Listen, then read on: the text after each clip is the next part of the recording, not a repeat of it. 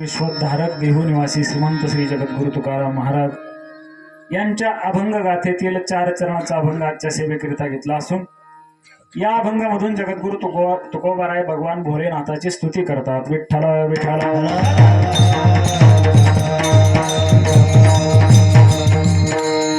अनंत कोटी ब्रह्मांड चालक रुक्मिणी प्राण संजीवन जगत अधिष्ठान श्री पंढरीश पांडुरंग परमात्म्याच्या असीम कृपेने साधकांचे मायबाप ज्ञानी यांचे राजयोग यांचे मौल्य अलंकार प्रवासी ज्ञानोबराय जगद्गुरु तुकाराम महाराज शांतीब्रह्म एकनाथ महाराज तथा भगवान श्री विघ्नेश्वर यांच्या परमकृपेने गेली 2 वर्षापासून मौजे आव्हाने वाघोली रोड वस्तीचं नाव काय बरहामपूर आव्हाने रोड आपण या वस्तीवरील सर्व भाविक मिळून गेली 2 वर्षापासून हा भगवान भोलेनाथाचा अत्यंत आपल्या हिंदू धर्मामध्ये जो महान पर्व काळ मांडलेला आहे या महान अशा पर्वावरती म्हणजेच महाशिवरात्रीच्या या पर्व काळामध्ये आपण गेली 2 वर्षापासून या ठिकाणी 1 दिवसीय कीर्तन महोत्सव तथा फराळाची पंगत असे सर्व वस्तीवरील भाविकांच्या सहकार्याने उपस्थितीने आपण संपन्न करत असतो. त्यामध्ये मला वाटतं विघ्नेश्वर शिव भक्त परिवार आणि सगळ्यात मला आवडलेलं नाव अचानक तरुण मंडळ. म्हणजे अचानक म्हणजे फक्त महाशिवरात्रीच्या दिवशीच येतोय का एरवी आहे ते अचानक आलं तर आलं असं काय आहे का नाव किती सुंदर आहे पाहा अचानक तरुण मंडळ. अचानक तरुण मंडळाच्या सहकार्याने आणि अत्यंत अशा गोड अशा वातावरणामध्ये आपण ही सेवा करणार आहोत. सेवेकरता उपस्थित सर्व तुमच्या सर्व सुपरिचित असणारी मंडळी काय नाव घ्यायची गरज नाही सगळ्याच्या पाठातलेच मंडळी आहेत सगळे सर्व टाळकरी मंडळ आदरणीय सर्वांच्या चरणावरती नतमस्तक होतो. इकडे आदरणीय हरिभक्तीपरायण अशोक महाराज गिरे आहेत मृदंगावरती साथ करण्याकरता आपल्या संस्थेचे विद्यार्थी आहेत. हार्मोनियम वादक आहेत समोर. त्याचप्रमाणे या गोड अशा कार्यक्रमाला ज्यांचं सुंदर असं मार्गदर्शन आहे अशा आपल्या पंचक्रोशीचं असणारं एक अधिष्ठान वैभव परमपूज्य हरिभक्तीपरायण हनुमंत महाराज आणि परमपूज्य हरिभक्तीपरायण निलेशजी महाराज वाणी महाराज या ठिकाणी उपस्थित आहेत. आणि अत्यंत सुंदर वातावरण माईक सिस्टम सुद्धा आज एवढी सुंदर लावलेली पहा इतका गोड वातावरण तयार झालेलं आहे. पण माझ्याकडे कीर्तनाची वेळ आहे 7 ते मला वाटते 7 ते 11 7 ते 9 कीर्तनाची वेळ आहे. त्यामध्ये आपल्याकडे राहिलाय फक्त 1 तास उरला. बरोबर हुशार आहेत तुम्ही. 1 तास उरलेला आहे आपल्याकडे आणि 1 तासामध्ये आपल्याला आपली सेवा चिंतन करण्याचा या अभंगावरती प्रयत्न करायचा आहे. विठ्ठल विठ्ठल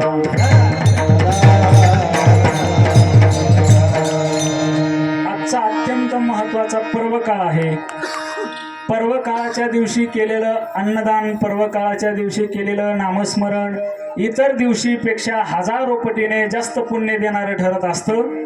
आणि म्हणून आज पर्व काळाच्या दिवशी आपण सर्व भाग्यवान मंडळी आता काय गावात आणि वस्तीवर एवढेच माणसं आहेत का पण आज भारत पाकिस्तान मॅच मारत त्याच्यात ते एक आपल्या कीर्तनाला थोडी इथं जागा जी आहे रिकामी ती त्याच्यामुळे कदाचित कमी असेल. पण आपण इथे बसलेलोच काहीतरी पुण्य आपलं आहे म्हणूनच आपण या पर्व काळावरती आपण या भगवंत चिंतनामध्ये आपण सर्वजण उपस्थित आहोत. आज महाशिवरात्री आहे. शिवरात्र ही प्रत्येक महिन्याला येते पण आजची शिवरात्रीला पुढे एक शब्द लागलेला आहे त्याला महा म्हणतात. महाशिवरात्र. या महाशिवरात्रीच्या दिवशी मला मगाशी महाराजांनी सांगितलं की आजच्या दिवशी महाशिवरात्रीच्या दिवशी भगवान शिव आणि सती पार्वती माता यांचा विवाह सोहळा संपन्न झालेला आहे. आजच्या दिवशी त्यांचा विवाह सोहळा संपन्न झाला आणि ही आपली संस्कृती आहे बघा. तसं पाहिलं तर भगवान महादेवाचं स्वरूप जर आपण पाहायला गेलो तर भगवान महादेवाचं स्वरूप आपल्या सर्वांना माहिती आहे. भगवान महादेवाच्या अंगावरती किती मोठमोठाले अलंकार रत्न जडित महादेव शोभून दिसतात. बरोबर आहे का नाही ना. गजचर्म व्याघ्रांबर कंठी शोभे वासुकी हार. काय अंगावरती हत्तीचं कातडं घातलेलं आहे किंवा वाघाचं कातडं असेल. गळ्यामध्ये माळा कशाचे वासुकी हार. त्याच्यानंतर अंगाला भस्म लावलेलं आहे. बरं भस्म म्हणजे काय असं इतर कुठल्या राखेचं नाही लावलेलं. कुठलं लावलेलं स्मशानातलं मेलेल्या माणसाचं भस्म अंगाला लावलेलं आहे. आणि असं असताना सुद्धा असं स्वरूप असताना सुद्धा सती पार्वती मातेचं त्यांच्यावरती आगाध प्रेम आहे. खरं प्रेमाचं प्रतीक जर पाहिलं तर सती पार्वती माता आणि भगवान शंकर यांच्यातलं प्रेम आपल्याला पाहता येतं. आणि म्हणून तर एवढी अजरामर त्यांची प्रेमकथा आहे.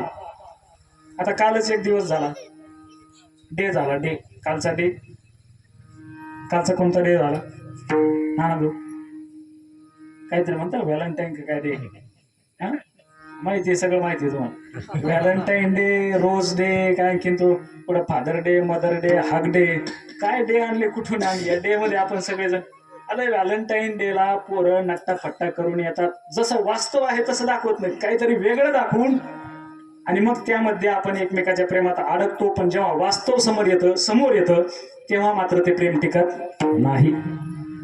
भगवान महादेव सतीच्या समोर जात असताना भगवान महादेव सुद्धा फॅरन लवली लावून जाऊ शकत होते, पण नाही ना, वास्तव स्वरूप सतीच्या समोर ठेवलेलं आहे, अंगाला भस्म लावलेलं आहे. आमचे राऊत बाबा तर म्हणतात कधी कधी तर ते कमरेचं ते हातीचं कातड आहे ना, ते गळून पडलेलं महात्म्याला कळत नाही, असं स्वरूप. पण सती पार्वती मातेचं त्यांच्यावरती प्रेम, आणि ते प्रेम आज संपन्न झालेलं आहे. आज त्यांचा विवाह झालेला आहे. विठ्ठला विठ्ठला.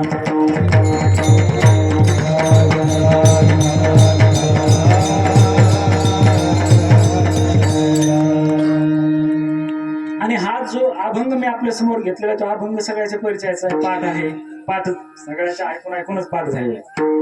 मग हा अभंगच नित्याने महाशिवरात्रीला का घेतला जातो बरं, का घ्यावा, असे जे अभंग अनेक आहेत. आता महाराज बरेच नवीन नवीन अभंग घेतात.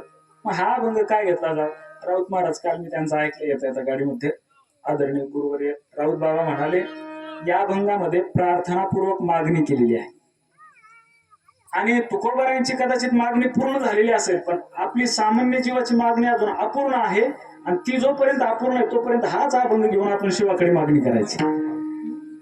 तुकोबारायांची मागणी कदाचित पूर्ण झालेली आहे. कृपा कराल ते थोडी, कृपा करा माझ्यावरती थोडी, अशी त्यांनी मागणी केली. त्यांची मागणी पूर्ण झाली असेल, पण आपली मागणी अजून अपूर्ण आहे ना. आणि आपल्यावरती जोपर्यंत कृपा होत नाही तोपर्यंत अभंग आपण चिंतन करता घेत असतो. तुकोबारायांनी या अभंगामध्ये भगवान शिवाची स्तुती केलेली आहे. पहा, स्तुती का बरं करतो माणूस? स्तुती करण्याचं कारण हे असतं, एखाद्या व्यक्तीकडून जर आपल्याला काही पाहिजे असेल, मिळवायचं असेल, तर त्याची स्तुती केली जाते. आज जगद्गुरु तुकोबारायांना भगवान शिवाकडून काहीतरी अपेक्षा आहे, काहीतरी मागणी मागायची आहे, आणि म्हणून आज तुकोबाराय शिवाची स्तुती करतात. पण स्तुती करत असताना वास्तव स्तुती केलेली आहे, अवास्तव स्तुती नाही बरं का. स्तुतीमध्ये दोन प्रकार करता येतात. एक आहे वास्तव स्तुती आणि दुसरी आहे अवास्तव स्तुती. वास्तव स्तुती म्हणजे वस्तुनिष्ठ स्तुती, आणि दुसरी आहे भावनानिष्ठ स्तुती. वास्तव स्तुती म्हणजे जे सत्य आहे तेच समोर प्रगट करणं, याला वास्तव स्तुती म्हणतात. आणि अवास्तव म्हणजे भावनेच्या भरामध्ये जसं तसं नसतानाही तसं काहीतरी त्यांच्या संबंधाने बोलणं, याला अवास्तव स्तुती म्हणतात, खोटी स्तुती म्हणतात. अवास्तव स्तुती बघा ना तुम्ही, आपापसात अवास्तव स्तुती केली जातेच की नाही हो. एक माणूस चालला रस्त्याने, इकडं लक्ष द्या, एक माणूस रस्त्याने चालला आणि त्याला बिडीची तलब झाली. बिडीची तलब झाली, समोरून एक माणूस भेटला, त्याला असं वाटलं देवच भेटला आपल्या जीवनात, तो बिडी पिणारच होता. याच्या बिड्या संपल्या होत्या. समोरून माणूस भेटला, त्याला मागणी केली, बाबा तुझ्याकडे एक बिडी असेल तर ती बरं मला पटकन. त्या माणसाने खिशामध्ये हात घातला, आपला शर्ट वर केला, आणि त्याच्या हातून ते जुना माणूस कपनी, त्याच्यात नसते का ती कपनी, त्या कपनीत हात घातला त्या खिशातून, आणि त्या खिशातून तो बिडीचा तो काढला. त्याला काय म्हणतात, अभ्यास चांगला, कट्टल. त्याला बंडल नाही म्हणत, त्याला कट्टल म्हणतात. तो कट्टल खिशातून काढला, पॅक बंद असा तो कट्टल. मग त्या कट्टलातली एक बिडी काढून द्यायची, पण तो कट्टल डायरेक्ट फोडल्या जात नाही बरं का, त्याला डायरेक्ट फोडत नाही. तो कट्टल हातात घेतला, काय करतात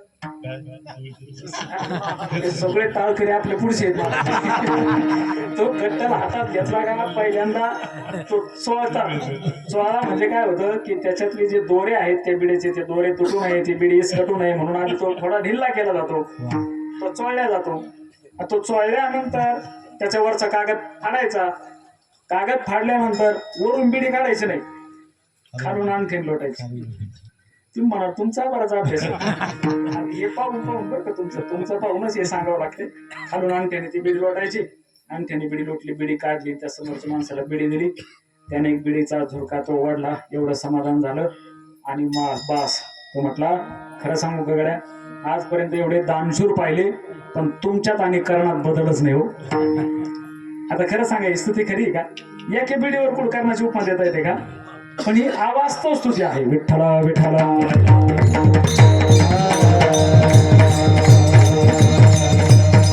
आता आपण सुद्धा स्तुती करत असताना एकमेकाची अवास्तव स्तुती चालू आहे ना कीर्तनाच्या माध्यमातून सुद्धा. तसं तर तुकाराम महाराज म्हणतात, कीर्तनातून देवाच्या आणि संतांच्या व्यतिरिक्त कोणाचंच वर्णन करू नये, स्तुती करू नये. अनेकाची स्तुती आम्हा ब्रह्महत्या है ना. इतर बोलण्याची नाही देवावी नकाई, देवावी नकाई, देवावी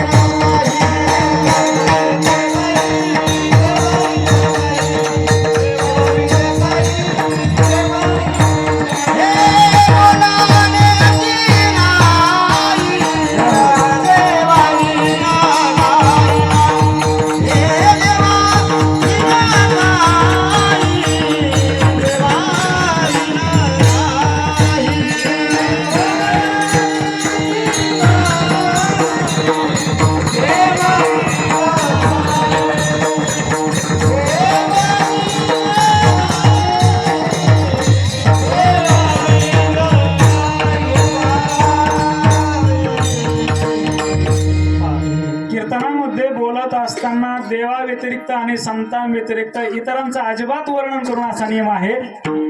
पण आज कीर्तनकाराच्या मुखातून गायक असेल किंवा वादक असेल त्यांच्याकरता वेगवेगळ्या प्रकारच्या पदव्या लावल्या जातात. महाराष्ट्रातील सुप्रसिद्ध कीर्तनकार, त्याला गावात कोणी ओळखत नसतं असं म्हटलं जातं की नाही. महाराष्ट्रातील सुप्रसिद्ध संगीत अलंकार, त्यांचा स्वर सुद्धा लागत नसतो. महाराष्ट्रातील सुप्रसिद्ध मृदंग अलंकार, त्याला मृदंग लावता सुद्धा येत नसतो. आपण अवास्तव स्तुती करतोच की नाही? एकमेकांची स्तुती करतोच ना. अवास्तव स्तुतीला ते आता मी तर परवा दिवशी वाचलं महाराज, परवा दिवशी एका पत्रिकेमध्ये पदव्या काय काय लावा याला सुद्धा आता काही म्हणजे लिमिटच राहिलं नाही. कीर्तन केसरी. आता कीर्तन केसरी या पदवीचा अर्थ जर मला तुम्ही सांगितलं बरं होईल. कीर्तन केसरी हाय काय नेमकी? केसरी कलरचं कीर्तन आहे नेमकी, हाय काय? कीर्तन केसरी आहे काय?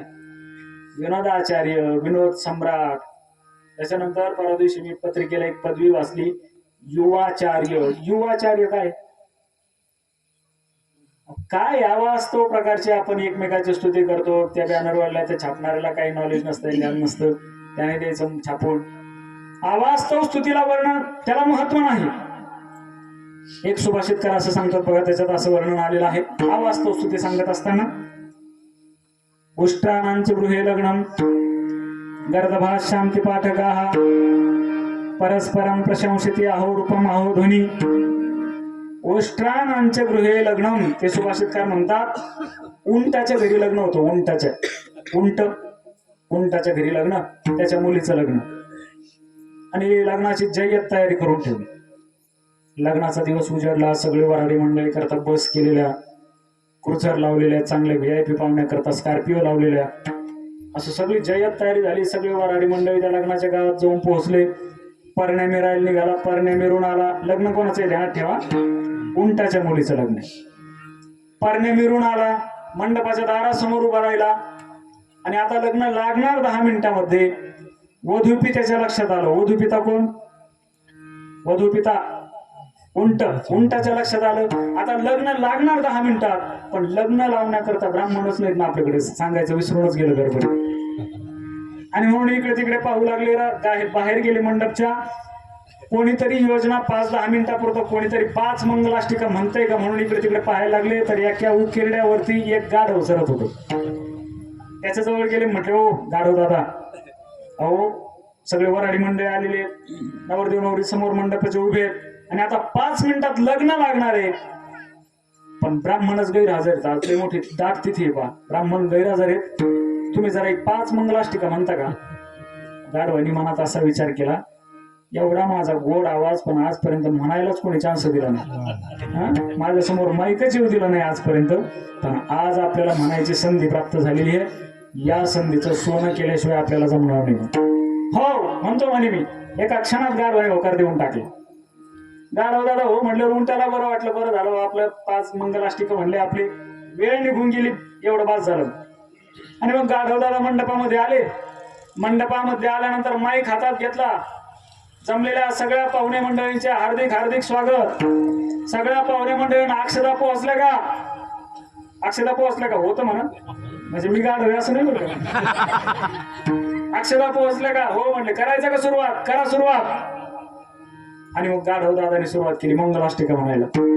1 झालं, 2 झालं, 3 झाले, 5 मंगलाष्टिका झाले. लग्न सोहळा पार पडला. आणि गाढव दादाला असं वाटलं आजपर्यंत आपल्या आवाजाच्या बाबतीत सगळं जग शासंकित होतं, आज सगळ्या जगाला आपला आवाज दाखवून दिला. आणि गाढवाने ते लग्न सोहळा पार पडला. म्हणून त्याला जाता जाता असं वाटलं की वधू त्याला आता भेटून जावं, 2 शब्द त्याला बोलून जावेत. म्हणून उंट दादाच्या समोर आला. म्हटला, दादा येऊ का आता मी?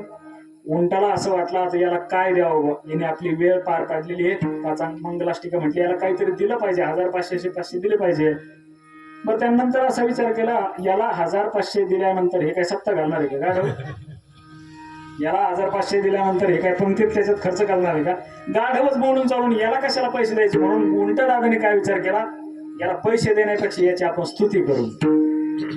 आणि मग उंट म्हणू लागले, गाढव दादा, आजपर्यंत अनेकाचे गायन ऐकले.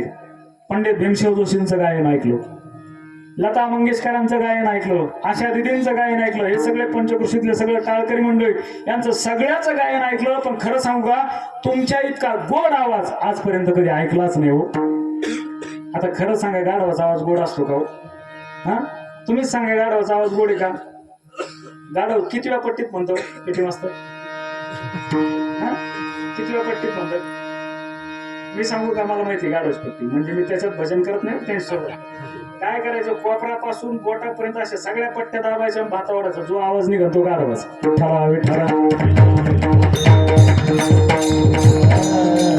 गाढवाचं वर्णन उंट करतोय. काय गोड तुमचा आवाज, किती सुंदर तुमचा आवाज.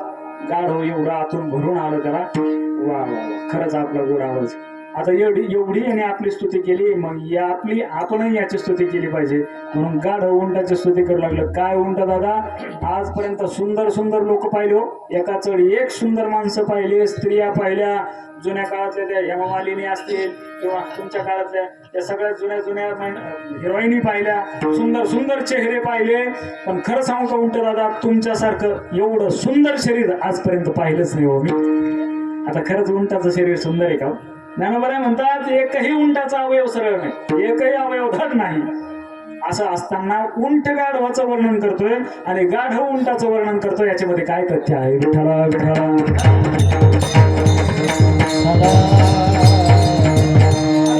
अवास्तव स्तुती जी असते, भावनानिष्ठ स्तुती जी असते, त्याच्यामध्ये महत्व नाही, त्याला तथ्य नसतं. पण वास्तव जी स्तुती असते त्याच्यामध्ये तिला महत्व प्राप्त होतं. आज तुकोबाराय भगवान भोलेनाथाची, शिवाची वास्तव स्तुती करतात. हे प्रभू, तुम्ही कसे आहात? अभंगाच्या पहिले चरण. तुम्ही विश्वनाथ, तुम्ही विश्वनाथ, तुम्ही विश्वनाथ, तुम्ही विश्वनाथ, हे तुम्ही विश्वनाथ, तुम्ही विश्वनाथ, तुम्ही विश्वनाथ, तुम्ही विश्वनाथ, तुम्ही विश्वनाथ.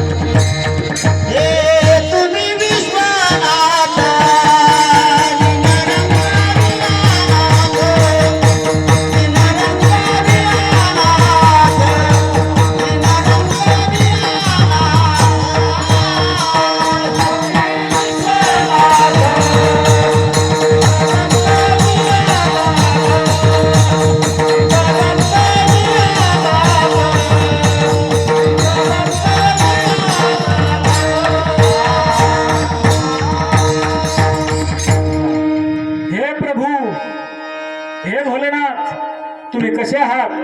तर तुम्ही विश्वनाथ, आणि मी तुमचं वर्णन करणारा, मी तुमची स्तुती करणारा, मी कोण आहे, मी कसा आहे? तर दीन रंक मी अनाथ.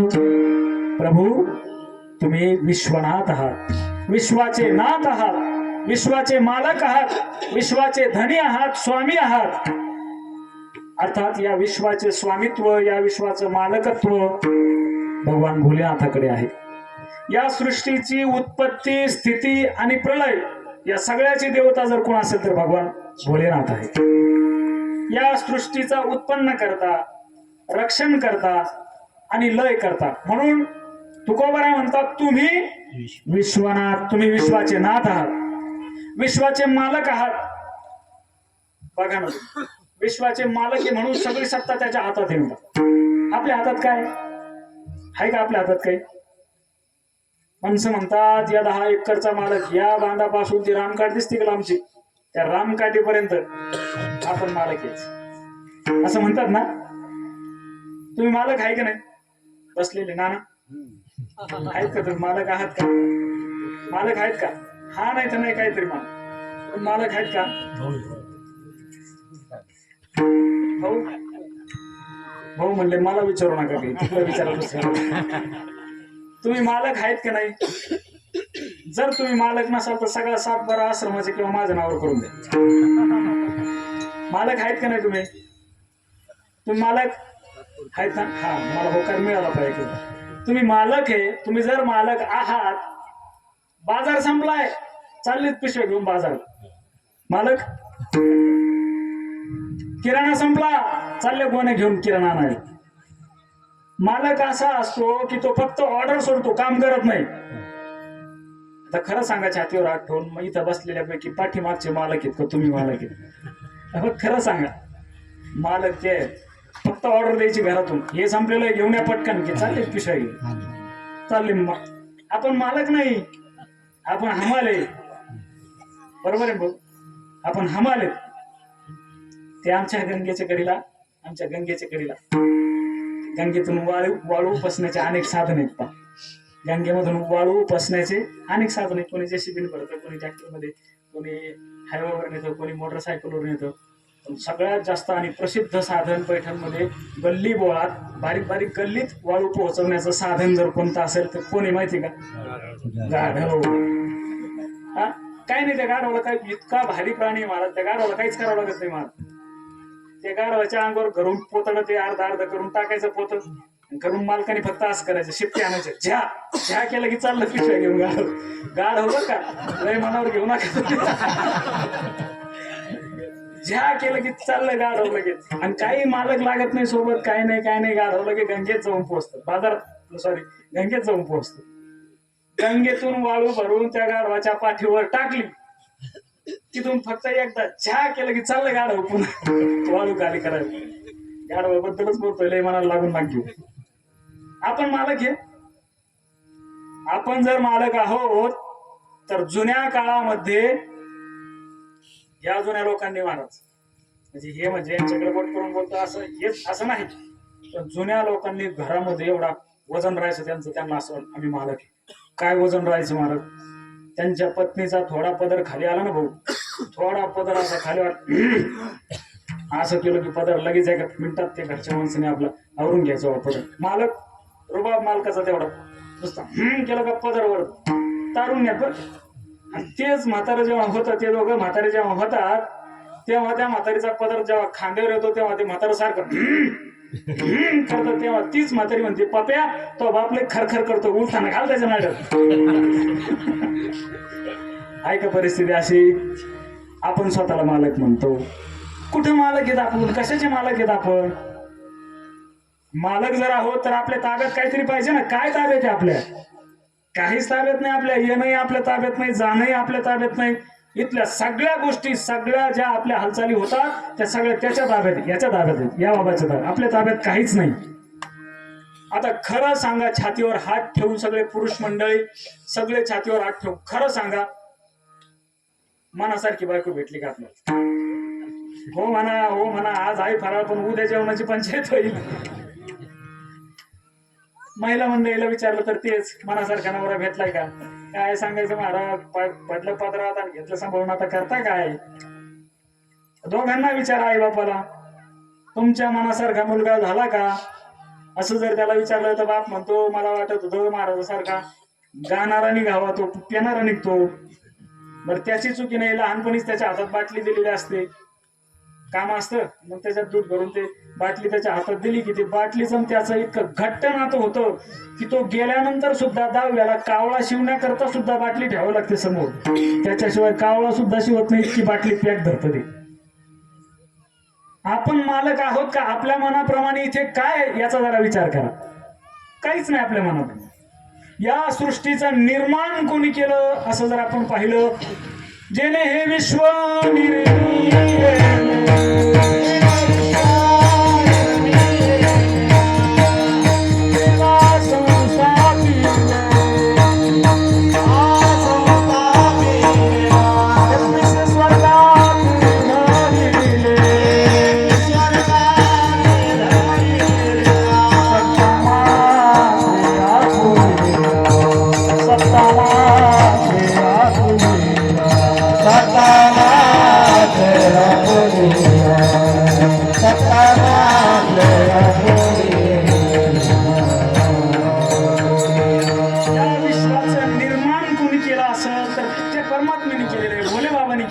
ज्याने हे विश्व निर्मिले, महर्षी देवा संस्थापिले, एकविशे स्वर्गाचे धरिले, सत्ता मात्रे आपुलिया आपुलिया. परमात्म्याने सगळी सृष्टी निर्माण केलेली आहे. बरं, नुसती सृष्टी निर्माण केली असं नाही, त्या निर्माण केलेल्या सृष्टीला स्वतःच्या ताब्यात ठेवलेले, म्हणून तर तुम्ही विश्वनाथ ताब्यात ठेवलेले. या सृष्टीवरती सत्ता त्याची आहे. याच्या पुढे सांगू अगदी शेवटच्या शब्दामध्ये, या आपल्या सगळ्यावरती प्राणी मात्रावरती त्याची सत्ता आहेच आहे, पण झाडाचं नुसतं पान शरीर वृक्षाचे पान वृक्षाचे पाने हाले जाती सत्ता, वृक्षाचे पाने हाले जाती सत्ता, वृक्षाचे पाने हाले जाती सत्ता, वृक्षाचे पाने हाले जाती सत्ता.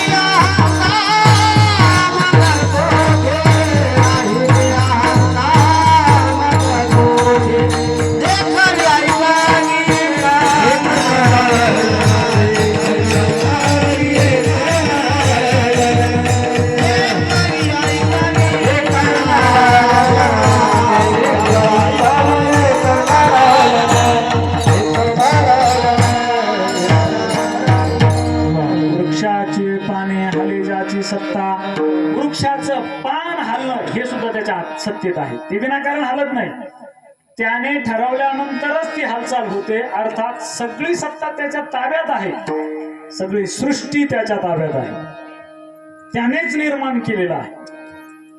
काही माणसं मानत नाहीत ना, काय संबंध आहे देवाचा, असे म्हणणारे माणसं आहेतच ना, आहेतच की. काय संबंध आहे देवाचा, हे नैसर्गिक आहे सगळं, हे जन्माला येणं मरणं सृष्टी निर्माण होणं त्याचा प्रलय होणं नाश होणं हे सगळं नैसर्गिकरित्या आहे असं काही लोकांना वाटतं, शिकलेल्या माणसांना असं वाटतं.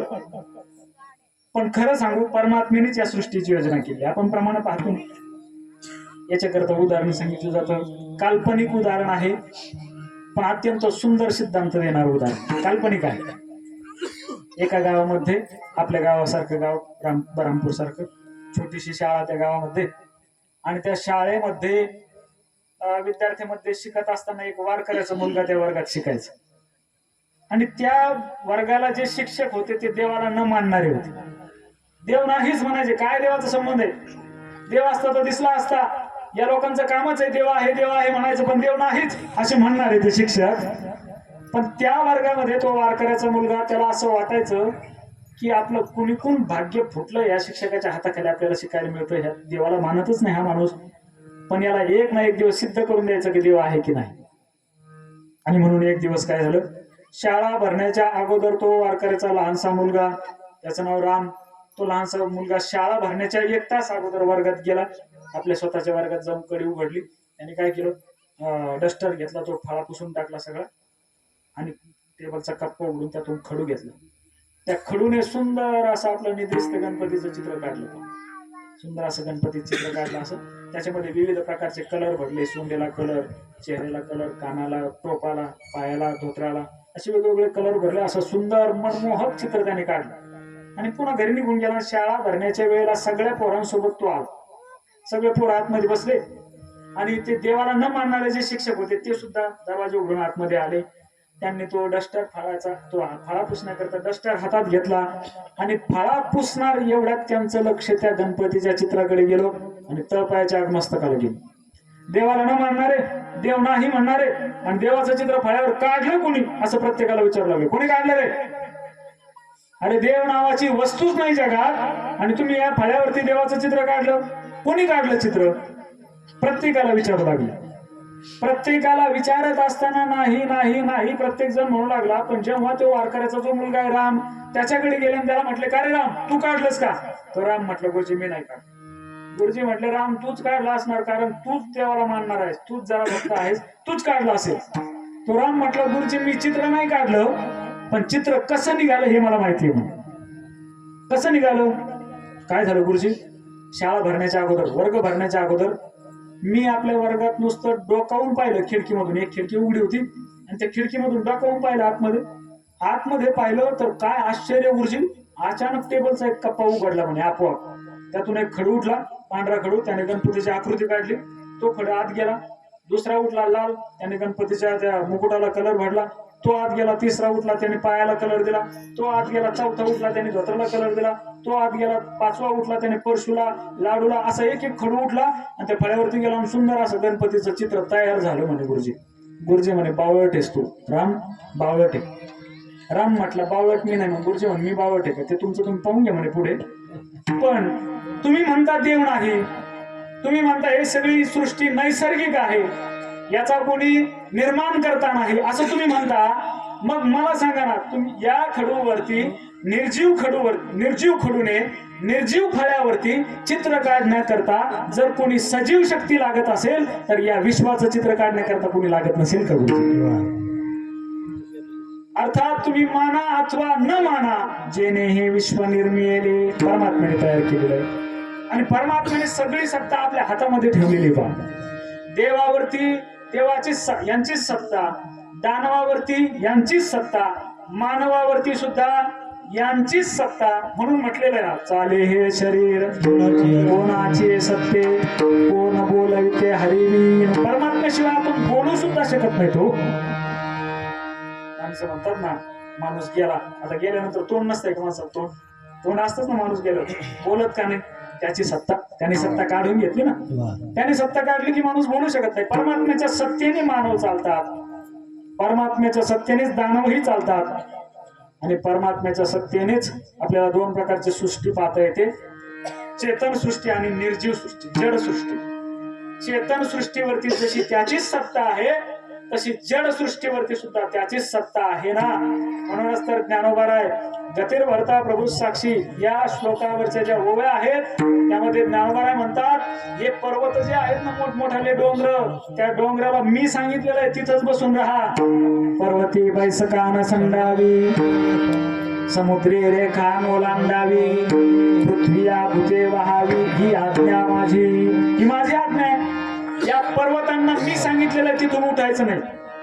जर कदाचित देवाची सत्ता या डोंगरावरती नसते, करंजीच्या घाटातले जे डोंगर आहेत त्याच्यावरती जर देवाची सत्ता नसती आणि त्या करंजीच्या घाटातल्या डोंगराने समजा त्या डोंगराने असा विचार केला असता आता इकडं महाशिवरात्री भरलेली आहे, आता इकडं आपण बारामतीमध्ये चांगल्या मोठ्या प्रमाणात महाशिवरात्री भक्तजन करतात, चला आपण त्या महाशिवरात्रीला भेट देऊन येऊ असं कोणी करंजीतल्या डोंगराने जर ठरवलं असतं तर आपलं काय झालं असतं बरं? चंपाषष्ठी नाही कळालं, भरीत झालं असतं, भरीत सगळे डोंगर जर इकडे यायचं त्यांनी ठरवलं असतं तर आपलं भरीत झालं असतं. पण ते आपली जागा सोडत नाहीत, ही परमात्म्याची सत्ता आहे. पर्वती बैसका न संडावी, ती आपली जागा सोडत नाहीत, ही देवाची सत्ता आहे. पण समुद्र या पृथ्वीवरती 75% पाणी आहे असं आपल्याला शिकवतात. ते पाणी आहे, मग 75% पाणी आणि 25%च फक्त पृथ्वी आहे, तर ते पाणी इकडं काय येत नाही? एका क्षणात सगळी पृथ्वी नाहीशी होईल ना. का ते पाणी समुद्र आपली रेषा ओलांडत नाही? त्याचं कारण त्यांना यांनी आज्ञा केलेली आहे, समुद्री रेषा नोलांडावी. समुद्राने आपली रेषा नोलांडू नये, ही आज्ञा माझी. परमात्मा म्हणतात ती माझ्या सत्तेत आहे.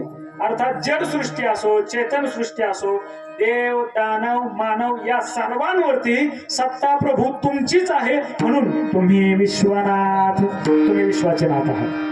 पण मी कोण आहे? मी तुमची स्तुती करणारा, मी तुमची स्तुती करतो आहे. मी कोण आहे? तर मी आहे दीन, दीन रंक मी अनाथ आहे असं प्रभू तुकाराम महाराज स्वतःकडे म्हणतात बघ. हा तुकाराम महाराजांचा विनय आहे बरं का, नम्रता. तसं पाहिलं तर तुकाराम महाराज दीन आहेत का?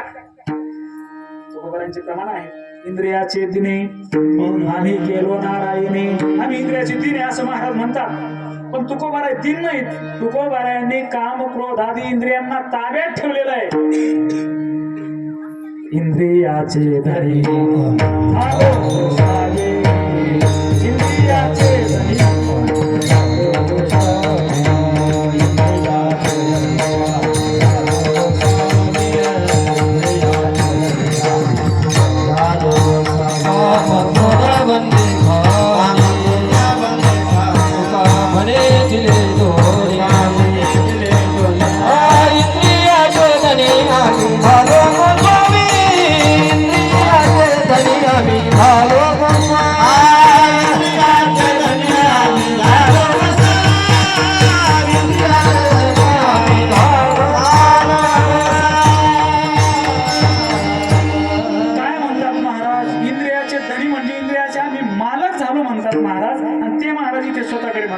मी दीन आहे. हा तुकोबारायांचा नम्रपणा आहे बरं का, हे तुकोबारायांचा विनय आहे. तसं तुकाराम महाराजांचं प्रमाण पाहिलं तर एक प्रमाण मला आठवतंय, दैन्य दुःख आम्हा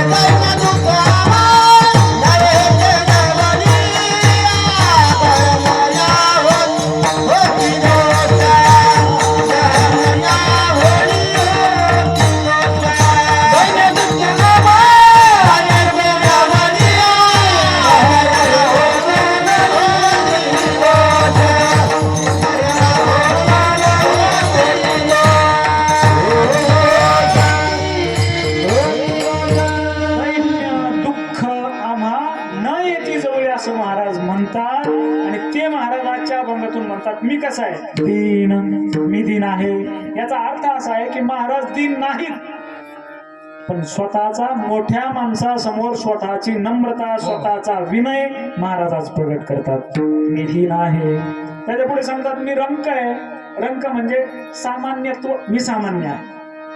तुकाराम महाराज सामान्य आहेत का?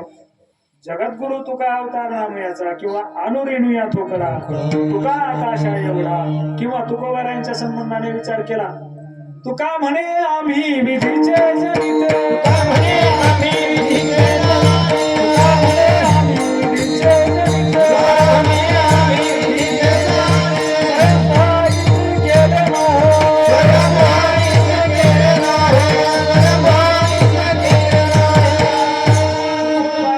जर रंग आहेत, सामान्य आहेत, तर तुकाराम महाराज काय म्हणतात? तुका म्हणे आम्ही विधीचे जनिते, आम्ही विधीचे बाप आहेत, या सृष्टीचे निर्माते आम्ही आहेत.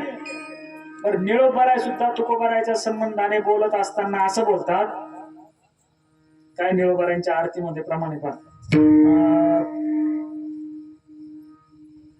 हरिभक्तीचा महिमा विशेष वाढला प्रयाण काली विमान तेने ब्रह्म तुझी आठव हा दिला त्याच्यात प्रमाण बाळवेशी घेऊन श्रीहरी भेटला विधीचा जनिता तुची आठव हा दिधला देव स्वतः तुकोबायांना बाळवेशात भेटले आणि स्वतः देव तुकाराम महाराजांना म्हणतात विधीचा जनिता तुची आठव हा दिधला तूच विधीचा जनिता आहेस अर्थात या सृष्टीचे निर्माते आम्ही आहोत ते सौभाग्य आमच्याकडे असताना तुकाराम महाराज इथे म्हणतात मी कसा आहे दीन रंक मी रंक आहे मी सामान्य आहे आणि तिसरं तुकोबाराय आपल्याकडे घेतात मी अनाथ आहे अनाथ आहे तुकोबारायांचं प्रमाण तुकोबारायांच्या नाटाच्या अभंगामध्ये मी तव अनाथ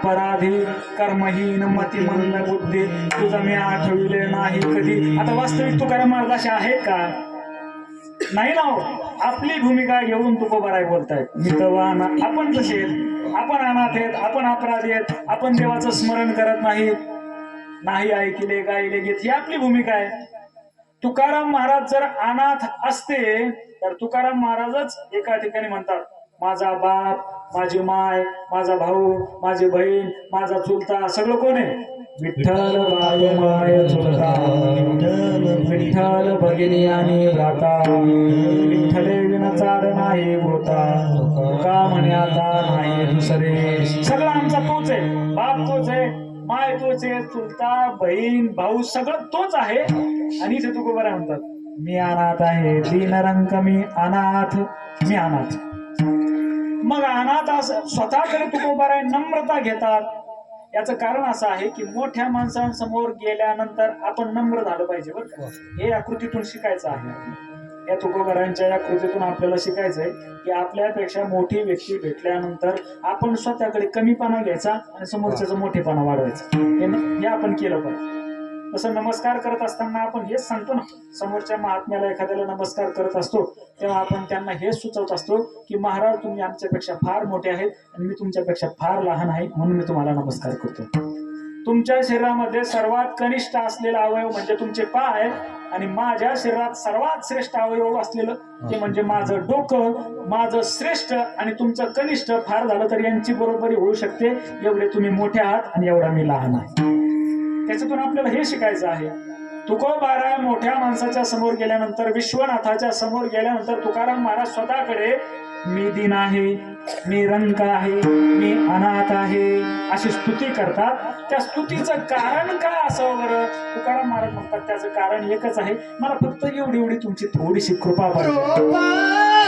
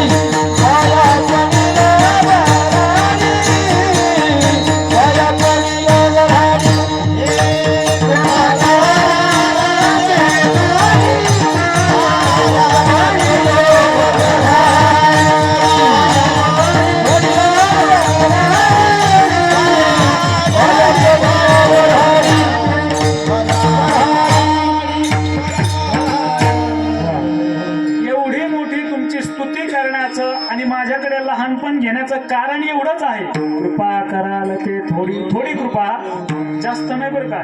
तुकाराम महाराज म्हणतात थोडीशी कृपा मला माझ्यावर जर तुम्ही केली, पाया पडिलो बराडी, मी तुमच्या पाया पडतो, मी आषाढभूत आहे, माझ्यावरती थोडीशी कृपा करा. कारण माणसाने मरेपर्यंत आपल्या जीवनात एकदा परमात्म्याची कृपा होणं गरजेचं आहे. मरण्याच्या अगोदर देवाची कृपा आपल्या जीवनात झालीच पाहिजे. कारण देवाच्या कृपेशिवाय भक्तीतलं परमार्थातलं वर्म आपल्याला कळत नाही. विठ्ठला विठ्ठला.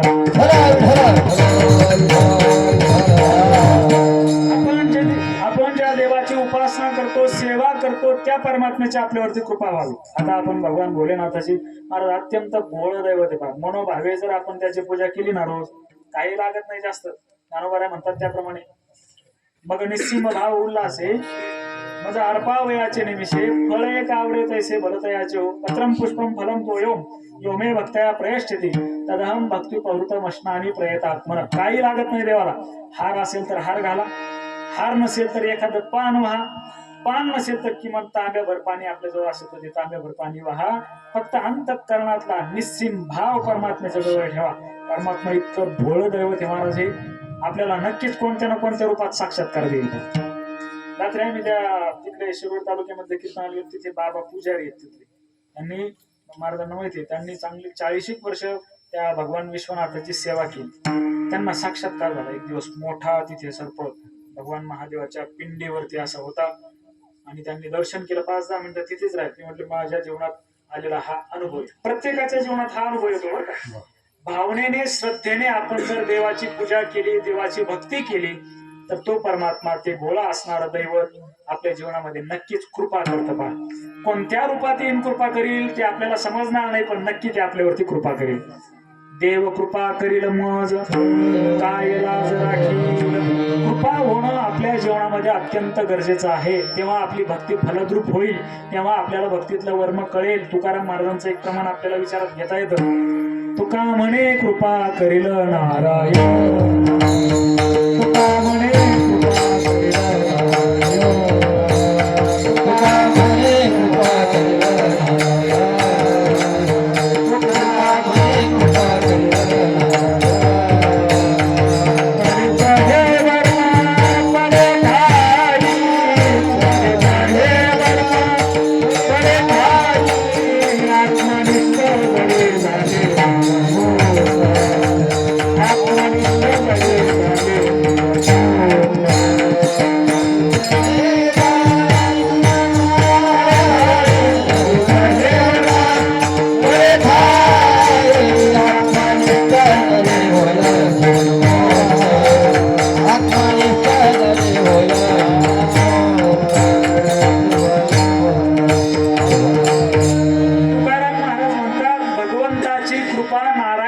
विश्वनाथाची कृपा आपल्या जीवनात झाल्याशिवाय तुका म्हणे कृपा करील नारायण, तेव्हाच तरीच हे वर्म पडे ठाई. तेव्हाच भक्तीचं वर्म आपल्या पदरात पडणार आहे. तेव्हाच भक्ती आपल्याला कळणार आहे. तेव्हाच भक्ती सुख आपल्याला लक्षात आनंदात घेता येणार आहे. अर्थात मरण्याच्या अगोदर प्रत्येकाच्या जीवनामध्ये कृपा व्हावी म्हणून तुकाराम महाराज भगवान विश्वनाथाची स्तुती करतात की हे देवा, कृपा कराल ते थोडी थोडी कृपा तुम्ही माझ्यावरती करा. कारण तुमच्याकडे काहीच कमी नाही हो. काय येऊ नये तुम्हापाशी, Yeah.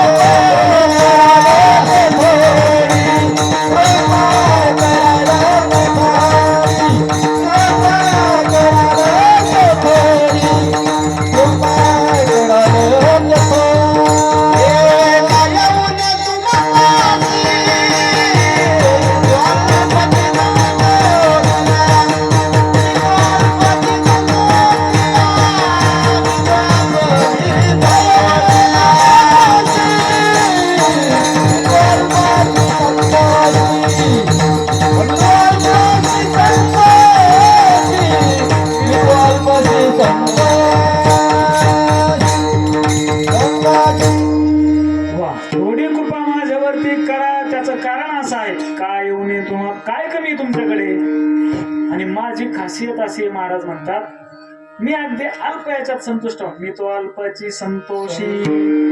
मला जास्त लागत नाही हो. तुमच्याकडे कशाची कमी आहे? तुम्ही विश्वाचे नाते, तुम्ही विश्वाचे मालक आहात, तुमच्याकडे कशाचीच कमी नाही. आणि मला मात्र जास्त लागत नाही. मी थोड्या याच्यात संतुष्ट होणार आहे. हे तुकोबारायांकडून आपण शिकण्यासारखं आहे हे सुद्धा, की आपल्याकडे जेवढं आहे त्याच्यात आपण संतुष्ट राहावं. जास्तची अपेक्षा आपण करू नये.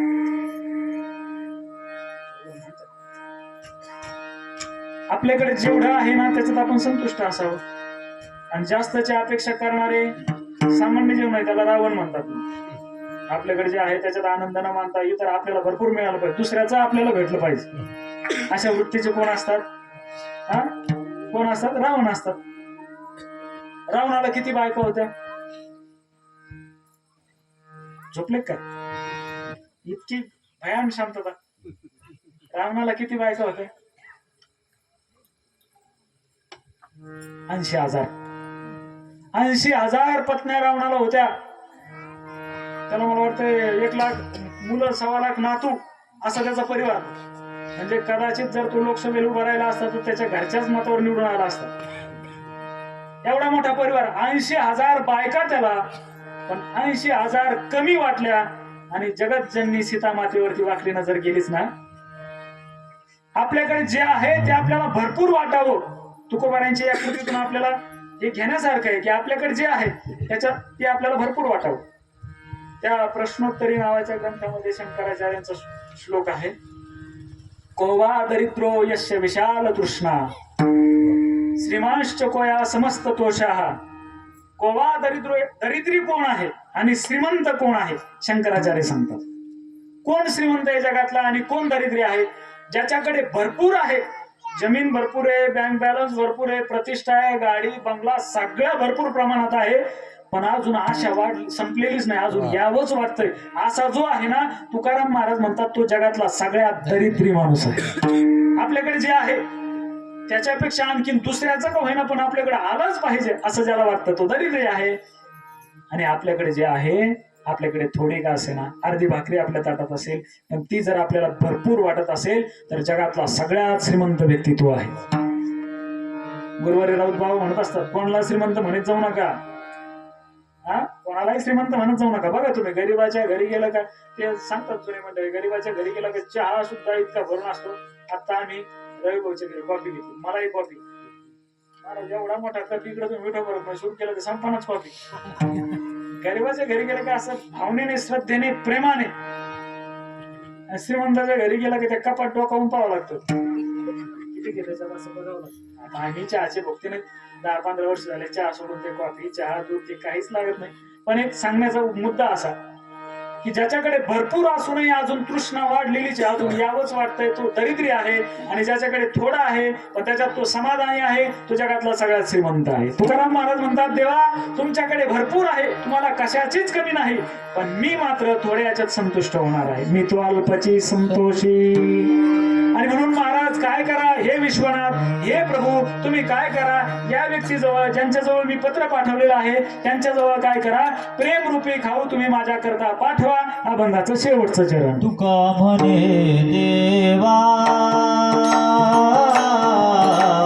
तुका म्हणे देवा, तुका म्हणे देवा, देवा तुका म्हणे देवा, तुका म्हणे देवा, देवा तुका म्हणे देवा, देवा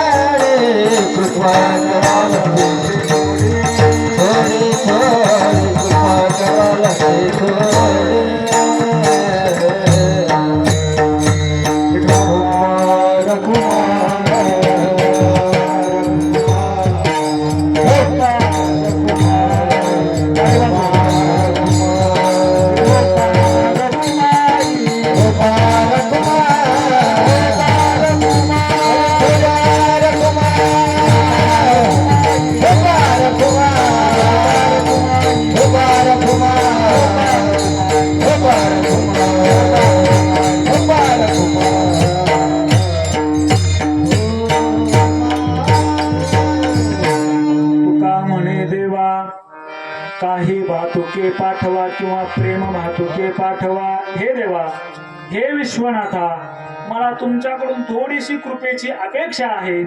हे प्रभू, तुम्ही हे जे याचक माझं जे पत्र ज्यांच्या माध्यमातून मी पाठवलेलं आहे त्यांच्याकडे प्रेमरूपी थोडासा तुमचा खाऊ पाठवा.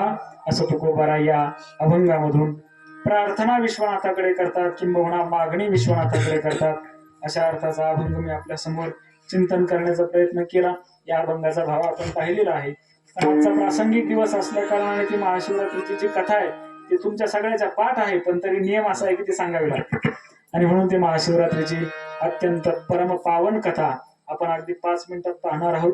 आपली वेळ संपुष्टात आलेलीच आहे.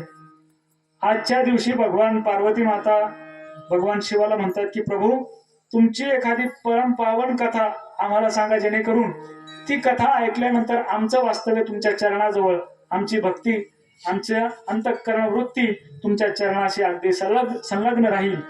अशी एखादी कथा सांगा. तेव्हा भगवान शिव पार्वती मातेला आजच्या दिवशी एक कथा सांगतात. तर आज ते जे नगर, त्या नगराचं नाव कांचीपूर नगरामध्ये सोमदत्त नावाचा राजा आहे. इंद्रासारखं वैभव आहे, इंद्रासारखं वैभव आहे. त्याला 500 पत्न्या आहेत, पण त्या 500 पत्न्यापैकी 498 ज्या आहेत त्या व्यभिचार कर्म करणाऱ्या आहेत आणि त्यातल्या 2च पत्न्या मात्र पतिव्रता आहेत. त्या पत्नीच्या व्यभिचार कर्मामुळे राजाचं सगळं पुण्य संपलं आणि शेवटी राजा मरण पावला. मरण पावल्यानंतर राजाला हरणाचा जन्म प्राप्त झाला आणि 2 ज्या पतिव्रता मावल्या होत्या त्या पतिव्रता पत्न्या राजासोबतच त्यांनाही हरणीचा जन्म प्राप्त झाला. आणि म्हणून राजा आणि त्या 2 पत्न्या हरिण आणि त्या 2 हरिणी एका जंगलामध्ये वास्तव्य करू लागले. वास्तव्य करत असताना इकडे इंद्राच्या दरबारामध्ये एक भूतसेन नावाचा गंधर्व आहे. इंद्राच्या दरबारामध्ये सेवा करत असताना काहीतरी अपराध घडला, चूक घडली, म्हणून इंद्राने त्याला शाप दिला की तू मृत्यू लोकामध्ये किरात भिल्ल या समाजामध्ये जन्म घेशील, असा त्याला शाप दिला. त्याचा भिल्ल कुळामध्ये जन्म झाला. त्याचं नाव ठेवण्यात आलं चंड भिल्ल. आणि म्हणून त्या भिल्लाचं काम रोज आपलं शिकारी करता जायचं, वनामधल्या एखादा पशु प्राणी मारायचा आणि घरच्याचा उदरनिर्वाह करायचा, असं पाप कर्म त्याचं सुरू असताना एक दिवस झाला असं की दुपारी शिकारी करता गेलेला, सायंकाळ झाली, पहिली प्रहर संपला, शिकार काय भेटेना, म्हणून एका झाडावरती चढून बसला. समोर सरोवर आहे, पाण्याचं सरोवर तळ आहे आणि त्या तळ्याच्या शेजारी एका झाडावरती चढून बसला. त्याला असं वाटलं की या सरोवराच्या निमित्ताने पाणी पिण्याकरता कोणी प्राणी येईल आणि आपल्या जाळ्यामध्ये अडकेल, आपल्या कुटुंबाची व्यवस्था होईल, म्हणून त्या सरोवराच्या भोवती जाळं टाकलं आणि एका झाडावरती चढून बसला. ज्या झाडावरती चढून बसला ते झाड कशाचं होतं? बेलाचं झाड होतं. काहीच माहिती नाही बरं का. बेलाच्या झाडावरती चढून बसला. समोर बेलाचे पानं आडवे येत होते, फांद्या आडवे येत होत्या आणि त्या आडव्या आलेल्या ज्या फांद्या आहेत त्यातले जे पानं आहेत ते एक एक पान तोडून खाली टाकू लागला. जिथे टाकू लागला तिथे खाली एक पुरातन शिवलिंग होतं. त्या लिंगावरती नकळत त्याच्याकडून ते पानं पडू लागले. लक्षावधी पानं त्या शिवलिंगावरती पडले आणि भगवान महादेव प्रसन्न झाले. याला माहिती सुद्धा नाही, तो दिवस होता महाशिवरात्रीचा. याच्याकडून नकळत त्या झाडावरती चढला, आडवे येणारे पाने तोडून खाली टाकू लागला. जिथे पडू लागले ते शिवलिंग त्याच्या खाली होतं. नकळत त्याच्याकडून पूजा घडली. शिकार न मिळाल्यामुळे पोटात सुद्धा काहीच नाही, उपवासही घडला. 3 प्रहर रात्र झालेली. अशा टायमाला भगवान शंकर प्रसन्न झाले आणि भगवान शंकर प्रसन्न झाल्यानंतर शंकराने यमाला पाठवलं, त्याची काय इच्छा असेल ते पूर्ण करा. यमराज आले. यमराजाने यमराजाला पाहून तो घाबरला. यमराज म्हटले घाबरू नको, आज महाशिवरात्री, महाशिवरात्रीच्या दिवशी तुझ्याकडून नकळत उपवास घडला, बेलाचे पानं शिवलिंगावरती खाली पडले, भगवान शिवाची तुझ्याकडून पूजा झाली आणि भगवान शिव तुझ्यावरती प्रसन्न झालेले आहेत, म्हणून तुला काय पाहिजे असेल ते मागून घे म्हणे. तो भिल्ल असणारा अज्ञानी माणूस काय मागणार, त्याला काय मागावं कळेना. पण त्याने काय मागितलं असेल तर तो म्हटला, मला या वनातल्या सगळ्या पशु प्राण्यांची भाषा कळावी, असं त्यांनी मागून घेतलं. तथास्तु म्हटले. यमराज निघून गेले. 3 प्रहर रात्र झालेली. रात्री त्या हरणाला, जो राजा होता हरणीच्या गर्भाला गेलेला, त्या हरणाला तहान लागली म्हणून त्या सरोवराच्या दिशेने ते धावत पळत आलं. तहान लागलेली असल्यामुळे त्या जाळ्याकडे लक्ष गेलं नाही. त्या जाळ्यात पाय अटकला आणि अटकून ते हरण कासावीस होऊ लागलं. तेवढ्यामध्ये भिल्लाने पाहिलं, भिल्ल त्याच्या जवळ जाणार, बाण हातामध्ये घेतला आणि त्याच्या जवळ जाणार. तेवढ्यात त्याची लहान हरणी, जिला 2 मुलं होते, 2 पारसं होते, ती लहान हरणी जवळ आली. तिने पाहिलं आणि ती नवऱ्याशी संवाद करू लागली. अहो, आता जे व्हायचं ते झालं, पण आता मी तुम्हाला सोडून जाणार नाही. मी तुमच्या सोबतच येणार. आता मी सती तुमच्या सोबत राहणार. या भिल्लाने तुम्हाला मारलं तर मी सुद्धा तुम्हाला मारण्याच्या अगोदर मी त्याला आधी मला मार म्हणणार. असे त्यांच्या वार्ता सुरू असताना तो भिल्ल त्यांचे गप्पा ऐकू लागला. त्याला ती भाषा कळत होती. ऐकू लागला आणि त्याला असं वाटू लागलं की हरणाच्या जन्माला जाऊन हे एवढ्या चांगल्या गोष्टी करत आहेत आणि म्हणून तो हरिण त्या हरणीला सांगू लागला, अगं तुला 2 पाडसं आहेत, लहान लहान लेकरं आहेत. माझ्या कर्माने माझी गती झाली ती झाली म्हणे, पण तू तुझ्या लेकरांचा सांभाळ कर, तू घरी जा. ती म्हणे नवऱ्यानं सोडून जगण्यात काही अर्थ नाही, मी तुमच्या सोबतच येणार. तेवढ्यात मोठी हरणी तिथे आली. ती गरोदर होती. ती मोठी हरणी तिथे आल्यानंतर ती लहान हरणीला सांगू लागली, अगं तू घरी जा, तुझ्या लहान लेकराचा सांभाळ कर. लेकराचा सांभाळ करणं हे आईचं कर्तव्य आहे, तू विनाकारण बळी देऊ नकोस. तेव्हा ती लहान हरणी, पाडसावली हरणी त्या मोठ्या हरणीला सांगू लागली, तुम्हीच घरी जा, तुमच्या पोटामध्ये बाळ आहे आणि तुम्हाला जर या भिल्लाने खाल्लं तर बाल हत्या केल्याचं पाप लागेल. म्हणून तुम्ही घरी जा, माझ्या पारसाचा तुम्ही सांभाळ करा, मी माझ्या मालकासोबत जाते. तेव्हा ती मोठी हरणी म्हटली, अगं असं करू नकोस, तुझे बाळ घरी वाट पाहतायत, तुला त्यांना भूक लागलेली असेल. हे सगळं भिल्ल ऐकतो आहे. त्यांना एकदा दुग्धपान करू नये. तेव्हा ती लहान हरणी आपल्या बाळांना जेव्हा दुग्धपान करायला गेली, त्या बाळाचं दुग्धपान करत असताना, स्तनपान करत असताना त्या बाळांना झालेली सगळी हकीकत सांगितली. त्या लहान लेकरांना सांगितलं, बाळांनो तुम्ही लहानचे मोठे व्हा, आता आम्ही तुम्हाला सोडून जाणार. असं म्हटल्यावर ते लहान लहानशी बाळ म्हणू लागले, आई तुमच्या वाचून आम्ही सुद्धा राहू शकत नाही, आम्ही तुमच्या सोबतच येणार. त्या आईसोबत ते लहान लहान असणारे पारसं त्या ठिकाणी आले, जिथे भिल्ल होता, तिथे आई बाबा होते, तिथे सगळे आले. आणि सगळे आल्यानंतर मग एकमेकाला म्हणू लागले, मी जाणार, आधी मला मार. तो भिल्ल समोर आला. त्या भिल्लाला पाहून सगळे घाबरले. त्यावेळेला हरणी म्हणू लागली, मला आधी मारा. लहान हरणी म्हटली, मारण्याच्या अगोदर काय करा, यांना जाळ्यातून मुक्त करा, पाणी पिऊ द्या, मग मारा, असं म्हणू लागली. तेव्हा तो लहान लहान पारसं जवळ आले. ते लहान लहान पारसं म्हणू लागले, यांना मारण्याच्या अगोदर आम्हाला मारा, आमचं कोळ कोळ मांस तुमच्या मुलांना आवडेल. असे त्यांचे सगळ्याचे ते भाव पाहून तो भिल्ल एवढा भावनिक झाला. तो म्हटला, मी कोणालाच मारणार नाही, मी तुम्हाला जीवनदान देतो. पण ते इतके इमानदार होते हरण, ते त्याच्यासोबत त्याच्या घरी गेले. त्या भिल्लाच्या पाठीमागे गेले, त्याच्या घरी गेले. पुढचा प्रसंग आपल्याला माहिती आहे की त्या हरणीच्या अंतःकरणातला सगळा भाव पाहून परमात्म्याने त्यांना नेण्याकरता विमान पाठवलं.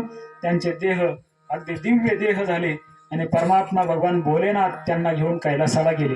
आजच्या दिवशीची अत्यंत परम पावन कथा.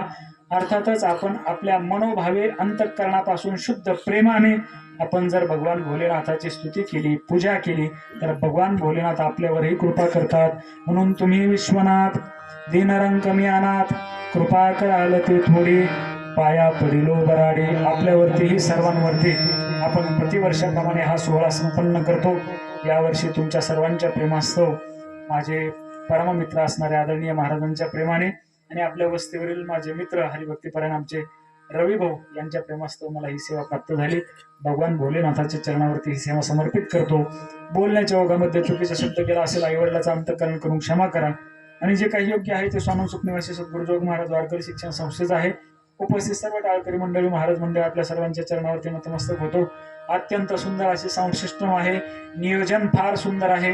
तुम्हाला सर्वांना भगवान भोलेनाथाची कृपा तुमच्या जीवनात घडो आणि भोलेनाथाची सेवा करत असताना तुम्हाला सर्वांना उदंड आणि निरोगी आयुष्य प्राप्त हो, हीच भगवान भोलेनाथाच्या चरणी प्रार्थना करतो. एकदा भगवंताचा आपण मोठ्या प्रेमाने हात वर करून भजन करूया. बघा, नमः शिवाय, ओम नमः शिवाय, हर हर भोले, नमः शिवाय, नमः शिवाय, नमः शिवाय, हर हर भोले, नमः शिवाय, नमः शिवाय, हर हर भोले, नमः शिवाय.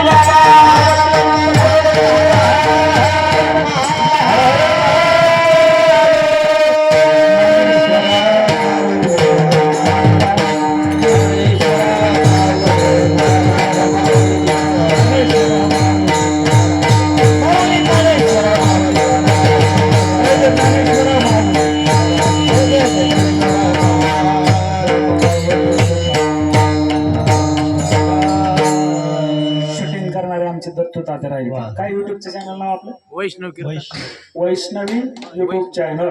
या चॅनलला सगळ्यांनी सबस्क्राईब करा. वा. चाल म्हणायची का नाही. विठ्ठल जय जय हरे जय, हरे जय, हरे जय.